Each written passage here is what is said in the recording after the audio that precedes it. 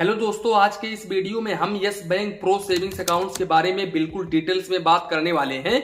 अब देखो यहाँ पर ये जो यस बैंक है ना, ये पहली बात तो प्राइवेट सेक्टर का बैंक है, तो यहाँ पर आपको फैसिलिटी नंबर 1 की देखने को मिलती है। यहाँ पर भाई इनका मोबाइल बैंकिंग एप्लीकेशंस काफी ज्यादा शानदार होता है। मेरा एक दोस्त है जिसका यस बैंक में रेगुलर सेविंग्स अकाउंट्स है, तो वो मुझे बोलता है कि भाई यस बैंक में अपना सेविंग्स अकाउंट ओपन करवा लो, इनका मोबाइल बैंकिंग एप्लीकेशंस मुझे काफी अच्छा लगता है और वो काफी दूर रहता है।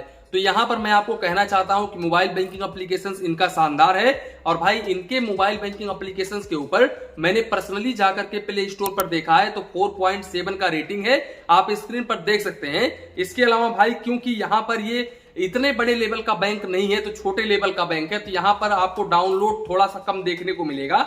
यहाँ पर भाई 46K का रिव्यू है। इसके अलावा ये जो एप्लीकेशंस है ये 64 MB का एप्लीकेशंस है और यहाँ पर भाई 50 लाख प्लस लोगों ने इस एप्लीकेशंस को डाउनलोड किया हुआ है। इसके साथ साथ मैं आपको बता दूं, आज के डेट में यस बैंक अपने हर एक सेविंग्स अकाउंट होल्डर्स को 2.50% से लेकर के 5% पर एनम तक का इंटरेस्ट रेट ऑफर करता है, तो ये भी काफी अच्छी बात है।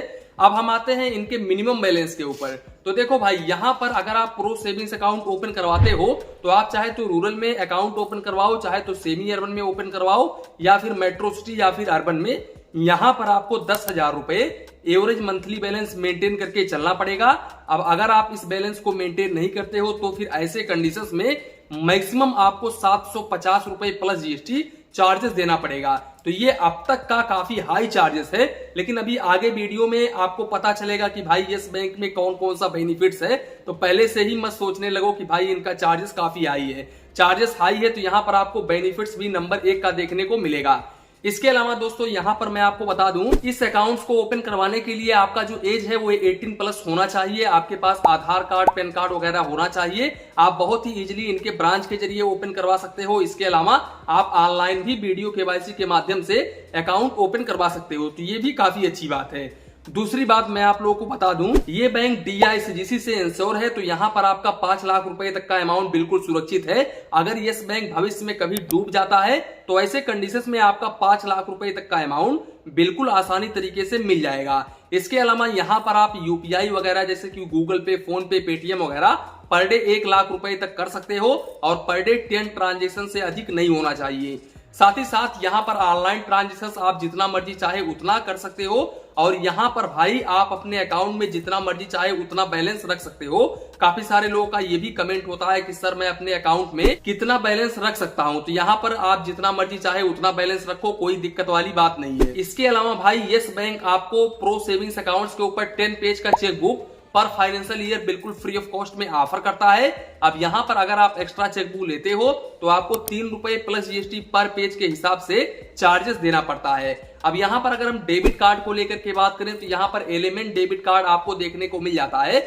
इस डेबिट कार्ड के ऊपर आपको 329 रुपए plus GST annual maintenance charges देना पड़ता है। और यहाँ पर भाई आपको वर्चुअल डेबिट कार्ड भी देखने को मिलता है और वर्चुअल डेबिट कार्ड के ऊपर आपको एनुअल मेंटेनेंस चार्जेस 99 रुपए प्लस जीएसटी देना पड़ता है।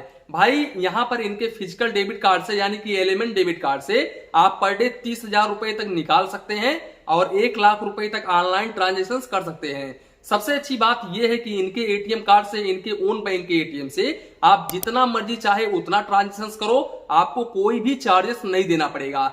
लेकिन अगर आप दूसरे बैंक के एटीएम से ट्रांजेक्शन करते हैं तो फिर ऐसे कंडीशंस में यहाँ पर लिमिटेशंस है। यहाँ पर भाई दूसरे बैंक के एटीएम से आप मंथली 5 ट्रांजेक्शन कर सकते हैं और मेट्रो सिटी से मंथली आप 3 ट्रांजेक्शन कर सकते हैं। चाहे तो आप फाइनेंशियल ट्रांजेक्शन करो, चाहे तो आप नॉन फाइनेंशियल ट्रांजेक्शन करो, यहाँ पर आप इतना ही कर सकते हो। अब अगर आप इस लिमिट को क्रॉस करते हो तो फिर फाइनेंशियल ट्रांजेक्शन के ऊपर 23 रुपए प्लस जीएसटी और नॉन फाइनेंशियल ट्रांजेक्शन के ऊपर 10 रुपए plus GST per transaction charges देना पड़ता है, तो इस बात का आप जरूर ध्यान रखें। दोस्तों सबसे अच्छी बात यह है कि इस डेबिट कार्ड के ऊपर आपको लास्ट कार्ड लायबिलिटी 1 लाख रुपए तक का देखने को मिल जाता है और परचास प्रोटेक्शन कवर 25,000 रुपए तक का देखने को मिल जाता है। इसी के साथ साथ personal accidental insurance up to 2 lakh रुपए तक का देखने को मिल जाता है, तो ये भी काफी अच्छी बात है। और यहाँ पर अगर आप डुप्लीकेट पासबुक वगैरह लेते हो यस बैंक में तो यहाँ पर आपको 100 रुपए प्लस जीएसटी डुप्लीकेट पासबुक के ऊपर चार्जेस देना पड़ता है। जैसे कि अगर आपका पासबुक कहीं पर गुम हो गया, खो हो गया, तो यहाँ पर आपको 100 रुपए प्लस जीएसटी चार्जेस देना पड़ता है।